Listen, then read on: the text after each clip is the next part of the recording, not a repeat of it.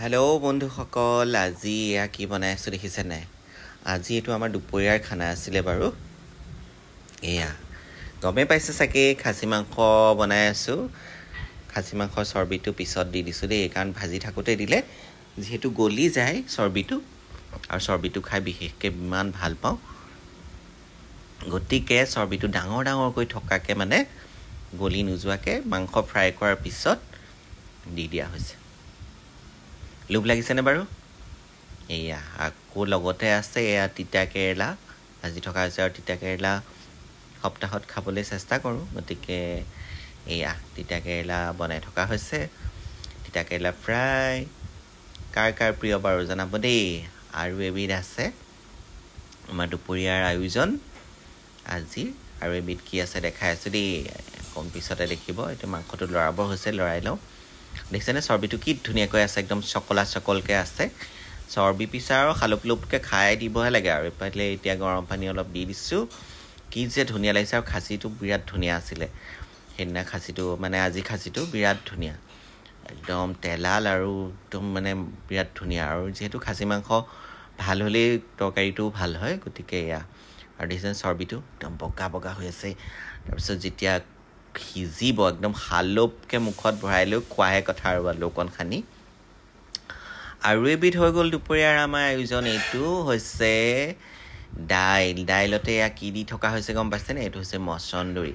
আৰু যিহেতু মোৰ মচন্দৰী খুবেই প্ৰিয়, আৰু মচন্দৰী খালে ভালো, গতিকে মচন্দৰী মই একদম খাবলৈ চেষ্টাই কৰোঁ। কিনি হ'লেও আনো, গতিকে ঘৰৰ পৰাটো দি পঠায় কেতিয়াবা। বেছিভাগ কিনিও অনা হয়, কাৰণ ঘৰৰ পৰা দি পঠিয়াই আৰু কেতিয়াবাহে, গতিকে কিনিয়ে আনো। মচন্দৰী বিচাৰিয়ে ফুৰোঁ মই। এয়া খুবেই প্ৰিয়, আৰু মই মচন্দৰী টাবত খেতিও কৰি লৈছোঁ বাৰু অলপ।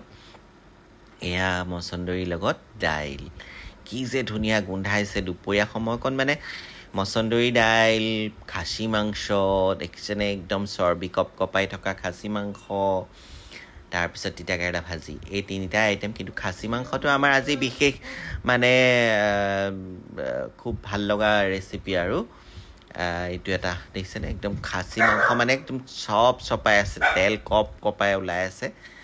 গতিকে খাচী মাংসৰ তেল পিচ খোৱাৰহে কথা হয়নে? দেখিছেনে তেল পিচ মই দেখুৱাই দিছোঁ কেনেকৈ, আৰু খাচী মাংস কালাৰটো একদম কেনেকুৱা ধুনীয়া হৈছে।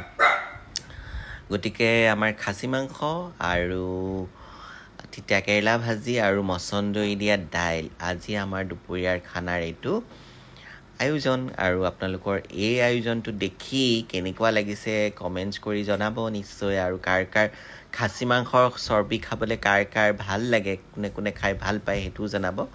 এফালে দাইল হৈ গ'ল, এফালে তিতা কেৰেলা ভাজি হৈ গ'ল। গতিকে আমি এতিয়া খাবলৈ বহিম আৰু। গতিকে আপোনালোকক দেখুৱাই দিলোঁ আমাৰ দুপৰীয়া আয়োজনটো। কি ধুনীয়া হৈছে ন? চাওক খাচী মাংসৰ চৰ্বি কিপিচ কি ধুনীয়াকৈ মানে একদম ওপৰত উপঙি আছে, একদম কপি আছে, মানে জোলকণ মানে একদম খোৱাকৈ মুখা কৰি আছে। আৰু খাচী মাংস খাই এনেও ভালেই লাগে, যিহেতু খাচী মাংসৰ সোৱাদটোৱে বেলেগ আৰু। গতিকে এয়া আমাৰ দুপৰীয়াৰ খানা আমি বাঢ়ি লৈ ল'লোঁ, আপোনালোকক দেখালোঁ। আৰু আমি দুপৰীয়া খাই আজি এনজয় কৰিলোঁ, আপোনালোককো দেখালোঁ। আৰু আপোনালোকেও কি খাই ভাল পায়, এনেকৈও খাই ভাল পায় নে নাই কমেণ্টছ কৰি জনাব, আৰু ধুনীয়াকৈ আশীৰ্বাদ কৰিব। আৰু আপোনালোকে কি খাইছে সেয়াও জনাব দেই। ধন্যবাদ।